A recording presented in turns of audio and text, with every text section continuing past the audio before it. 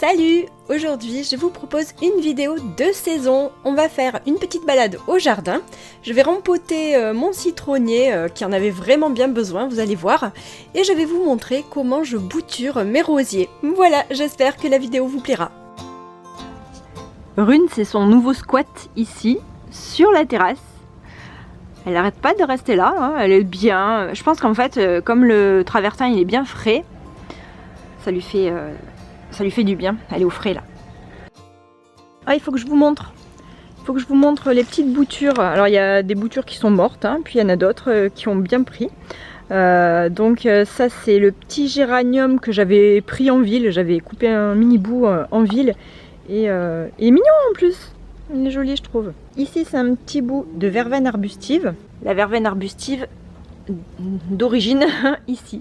Voilà, je l'ai prélevé sur celle-ci. Et ici c'est de la sauge arbustive qui a pris aussi. Donc ça je suis contente parce que j'en ai plus en plus dans mon jardin, donc il faudrait que je le repique. Je vais vous montrer le basilic qui pousse dans ma jardinière là. Il pousse très doucement parce que je pense que la terre elle n'est pas du tout adaptée.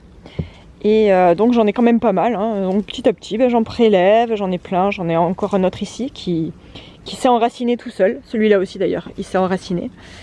Directement je l'ai posé et puis il s'est enraciné. Et là j'ai plein, alors je vais essayer de faire un petit focus dessus. Voilà, ici j'ai plein de graines. Donc ça ces graines c'est vraiment précieux parce qu'il faut les prendre.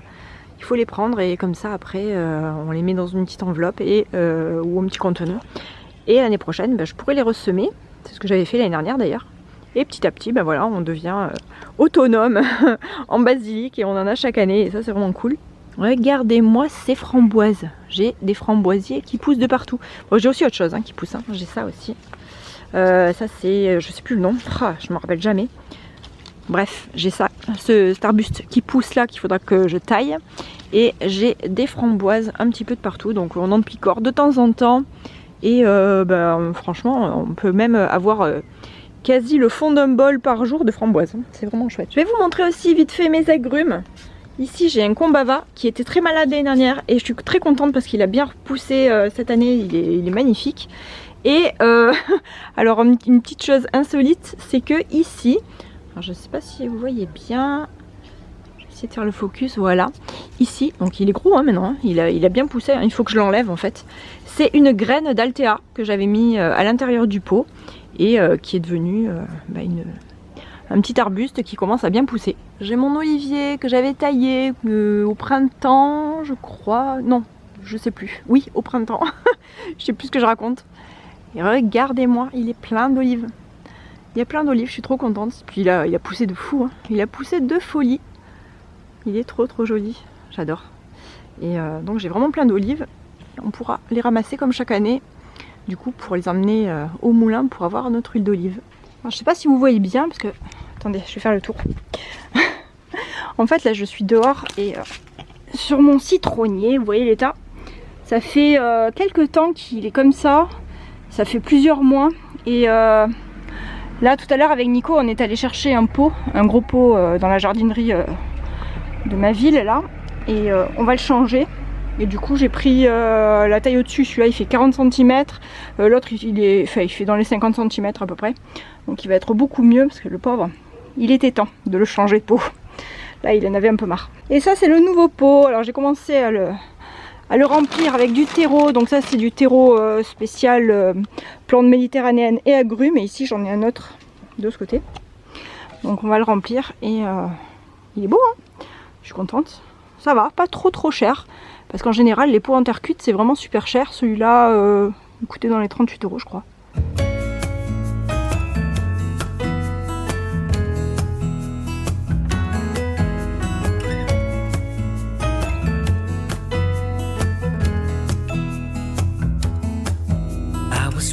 Round town in a city of gold, when I was struck by luck 'cause I found you sitting all alone, looking down your phone like a restless soul.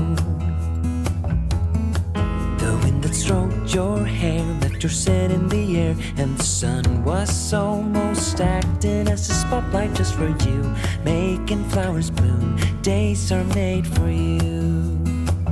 You make me weak in the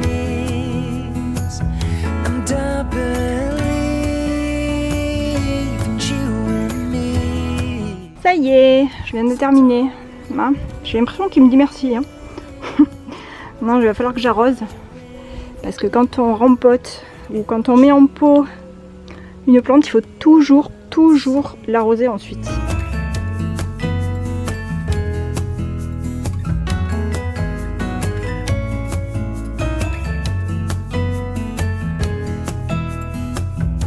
Ici j'ai un olivier que j'avais trouvé dans mon jardin en passant la tondeuse. Et désolée s'il y a du vent, ça fait peut-être du bruit. Je m'en rends pas trop compte quand je filme. Donc là il a bien grandi et je vais le mettre dans ce pot. Alors ce pot il est cassé aussi, pas que le dessus, hein, il est cassé, il est fendu en deux. Mais bon j'espère qu'il va tenir encore un petit moment. S'il pouvait tenir au moins un an, ce serait cool. Donc je vais le rempoter, je vais rempoter mon olivier là-dedans.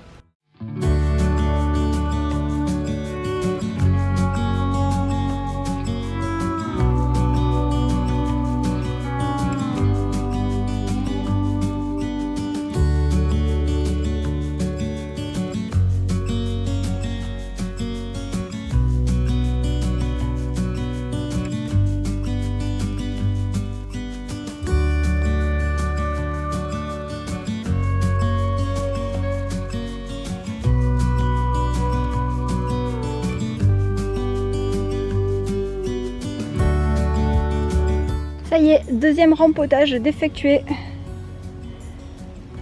Bon maintenant, comme le citronnier, il va falloir l'arroser.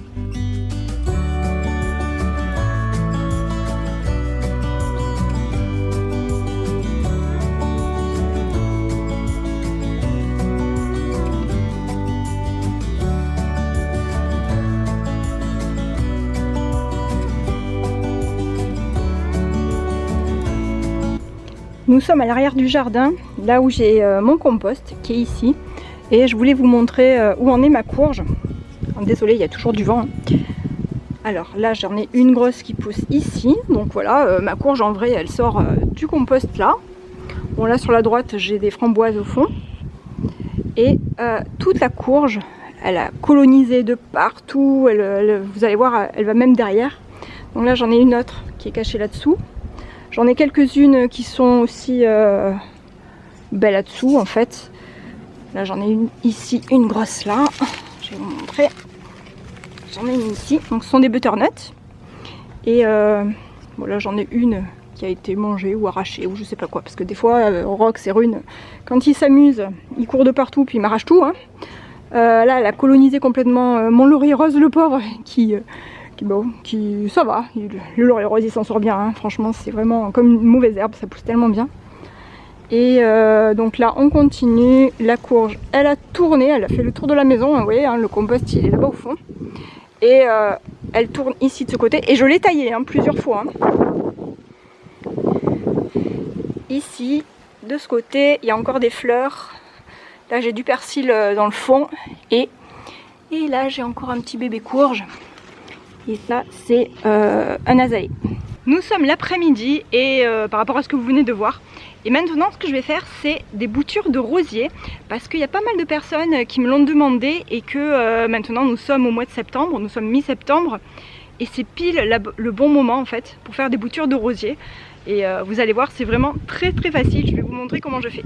Alors cette méthode je l'ai utilisée plusieurs fois sur plusieurs rosiers différents. Et j'ai eu vraiment des bons résultats.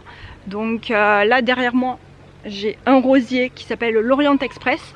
Et celui-ci j'ai fait plusieurs boutures, j'en ai donné une à ma mère et j'en ai mis une autre aussi dans mon jardin. Donc j'ai deux rosiers l'Orient Express dans le jardin et ça prend super bien. Alors c'est un rosier remontant, alors je ne sais pas si ça a une incidence ou pas. Le fait aussi que ce soit peut-être des variétés anciennes ou pas. Celle-ci c'est pas une variété ancienne. Voilà, il y a des facteurs qui peuvent jouer comme ça, donc c'est pas obligé que ça fonctionne à chaque fois, mais globalement il y a vraiment, on va dire, 70% de réussite. Donc moi ce que je vous conseille c'est de faire plusieurs boutures, plusieurs essais avec plusieurs rosiers différents que vous avez chez vous hein, bien sûr. Hein. Et voilà, donc c'est vraiment super intéressant à faire. Donc vous coupez plusieurs petites branches et vous testez, vous en testez 4, 5 et vous verrez sur les 4 ou 5 rosiers au printemps prochain ceux qui ont pris ou pas. Ah oui, donc vraiment, on ne peut pas savoir avant le printemps prochain si ça a pris ou pas, parce que vous allez voir là, quand vous allez mettre vos rosiers, enfin, vos boutures dans la terre, après il y a toutes les feuilles qui vont tomber. Cet hiver, ça va être vraiment un bâton. On dirait vraiment l'hiver que voilà, que c'est mort, qu'il n'y a plus rien. Et puis par miracle, ensuite au printemps, on voit les tout petites feuilles qui sont en train de bourgeonner, enfin de venir. C'est trop mignon et voilà. Donc je vais vous montrer comment je fais. Alors ici j'ai un rosier qui s'appelle Brocéliande, celui-ci aussi j'ai essayé, donc j'étais en train de tenir parce que il est vraiment hyper haut, d'ailleurs je pense que je vais cueillir les roses parce que je peux pas en profiter du coup. Donc ce rosier je l'avais déjà bouturé, la bouture avait prise, donc là je vous la montre, elle est ici, donc elle m'a fait plusieurs roses d'ailleurs cet été, c'est un rosier remontant aussi, mais par contre une fois que je l'ai mis en terre, il a mis franchement des années, mais vraiment des années à me faire sa première rose. Il a mis au moins 4 ou 5 ans alors que les autres boutures que j'avais faites. La première chose à faire, c'est de bien observer votre rosier. Et celui-ci, c'est mon rosier L'Orient Express, donc je vous le montre, il est vraiment trop joli. Et celui-ci par contre, c'est vraiment un rosier qui prend vraiment hyper bien. Donc là, bon les fleurs elles sont pas belles parce qu'elles ont fini là. Mais il est vraiment super beau et donc je vais vous montrer avec celui-là. En général, je compte 2 à 3 yeux pour faire une bouture. Les yeux, ce sont les mini intersections en fait entre la branche, enfin entre la tige principale et la feuille. Donc ça se situe juste ici là. Donc là j'en ai 1, 2, 3, donc je vais pouvoir couper à peu près à ce niveau là, 3 ou 4 quoi, même je vais peut-être même couper un poil plus bas ici, donc je vais couper ici, donc vous voyez ce que ça me fait, ça fait à peu près 20-25 cm. Vous prenez un sécateur, bon vous faites pas comme moi hein, parce que celui-là il est tout cracra, normalement on prend un sécateur qui est propre et désinfecté, mais bon voilà, donc là 1, 2, 3, 4, allez je vais couper ici. Et ça me fait ma bouture. Donc je vais me servir de ça. Donc vous voyez bien que j'ai bien fait attention de prendre une tige où il y a une rose, voilà, où il y a eu une rose en fait, hein, vraiment. Là on fait vraiment très attention, donc on va enlever les feuilles du bas qui ne servent à rien. Voilà. On peut même en enlever un peu plus parce que de toute manière elles vont tomber hein, ensuite. Hein, en hiver il y a tout qui va tomber. On peut garder juste les feuilles du haut. Donc je vais garder ça. Je vais garder ces 3 là. Voilà, ici. Et je vais vous montrer. J'espère qu'on voit bien aussi les nœuds. Donc là, 1, 2, 3, 4. Ouais, j'en ai même mis, j'ai coupé même au 5e. Je pourrais même couper un peu plus court ici. Mais bon, je pense que 20 cm, voilà, ça devrait aller. Je vais essayer de mettre ça comme ça. Et là, on va mettre cette partie-là en terre. Ici, on peut voir mon ancienne bouture qui a bien grandi. Elle est immense maintenant. Et elle fait vraiment des super fleurs à chaque fois. Donc, je suis trop contente. Et je vais peut-être en refaire une de ce côté. Et puis ici, celle que je veux faire aussi. Donc ça c'est un rosier qui était chez ma mère et qui était en train de mourir chez ma mère. Et juste avant qu'il meure en fait, avec ma mère on en a fait plusieurs boutures. Et voilà, et ça a donné ce rosier ici. Et il est trop beau, vraiment, il est magnifique. Et là, en plus il est même pas remontant d'habitude. Et puis là, on est en septembre et il me refait encore des fleurs alors qu'il m'en a fait plein quand on était au mois de mai. Alors ici je vais sacrifier mon petit bouton là.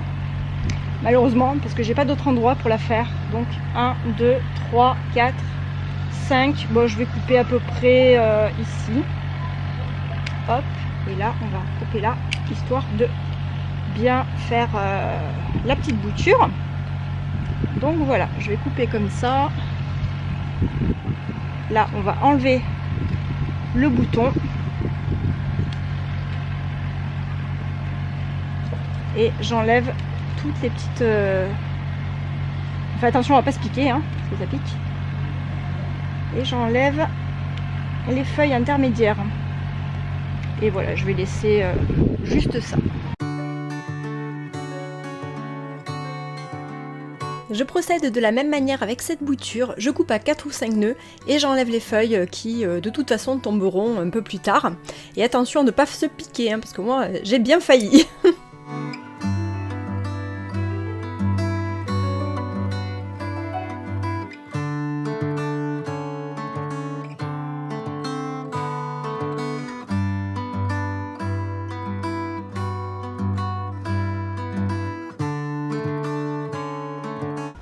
Cet après-midi, je suis allée exprès acheter du terreau universel pour pouvoir mettre mes boutures. Alors là, j'ai choisi de prendre ce pot. C'est un vieux pot hein, que je me sers uniquement pour faire les boutures. Hein, il est déjà cassé. Mais bon, je vais pas prendre... Enfin, voilà. Ça me sert bien pour faire les boutures. Et donc là, j'ai 3 petites boutures. J'ai celle du rosier rose de ma mère. Et les 2 du rosier Lorient Express. Et voilà, donc on va tester ça. Là je vais remplir, c'est tout simple ensuite, hein. Il faut juste remplir avec du terreau. Je vais mettre quelques graviers au fond pour pouvoir faire un petit drainage hein, au cas où, pour pas que le terreau soit détrempé en cas de pluie. Et puis voilà, et ensuite on va mettre les boutures à l'intérieur.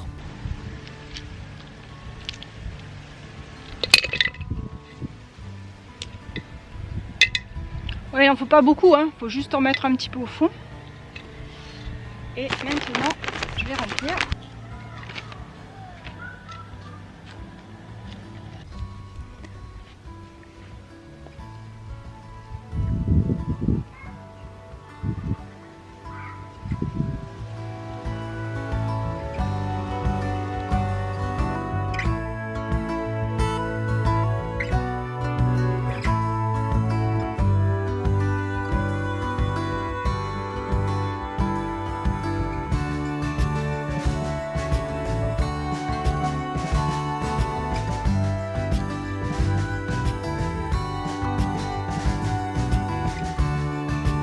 Je m'en mets 2 partout, ça coule.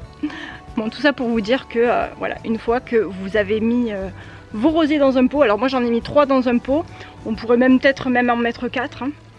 Et c'est bien, on voit, ça s'égoutte bien. Hein. C'est en train de me dégouliner sur les pieds, bon, c'est pas grave. Donc je disais, une fois qu'on a fait ça, on va le mettre dans un endroit mi-ombre en fait, légèrement à l'abri, et on l'oublie jusqu'au printemps en fait. Et si jamais vous avez une région qui est très sèche, arrosez-le un petit peu au début, histoire que ça sèche pas énormément. Donc on va dire que le premier mois, oui, vous l'arrosez un petit peu.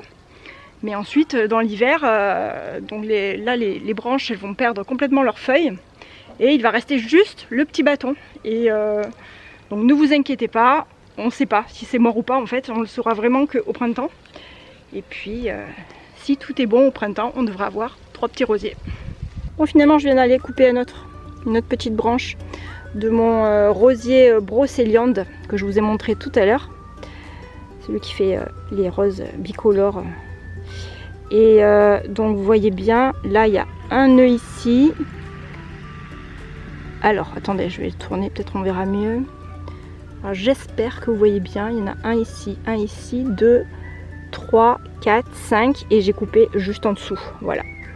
Donc en général, voilà, il faut au moins 4-5 nœuds et puis je vais le rajouter à ma petite potée.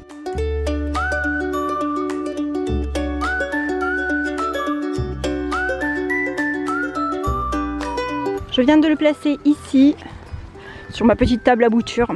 Là, je vous avais pas montré, mais ce matin, j'ai pris un Lagerstroemia, enfin un lilas des Indes. Et j'ai pris une mini bouture comme ça. On verra si ça fonctionne, je vous dirai ça. Ça y est, je viens de finir de tondre. Je suis morte. Il est 7h30. J'ai été à peu près toute la journée dans le jardin en fait. Donc ce matin, je vous l'ai pas dit, mais j'avais rempoté. Je vous avais montré que j'avais fait une petite bouture de Gora dans l'été et je l'ai mise ici. Mais ça fait du bien de voir le jardin tondu. Ça fait du bien. Donc, et tous les trous que j'ai rempli un petit peu et j'ai mis de la tonte de pelouse dessus. Donc ça bouge pas les trous, mais bon.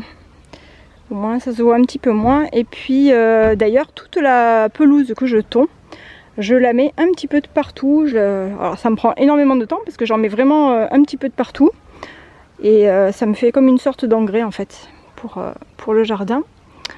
Donc voilà, on continue. On continue. Bon, il y a beaucoup de choses à ranger aussi, hein. Il y a ça à ranger qui traîne.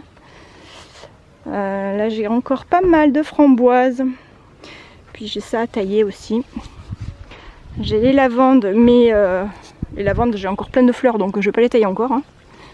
Et en plus il y a des petits bourdons qui viennent encore butiner, donc je vais pas les enlever, les fleurs. Je vais les laisser butiner.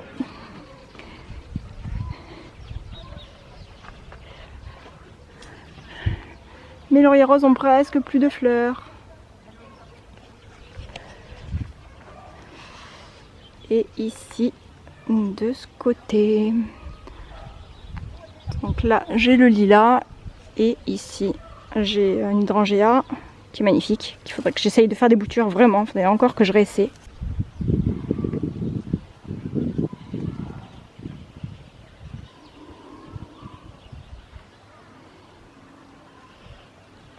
Et de ce côté du jardin avec mon immense courge.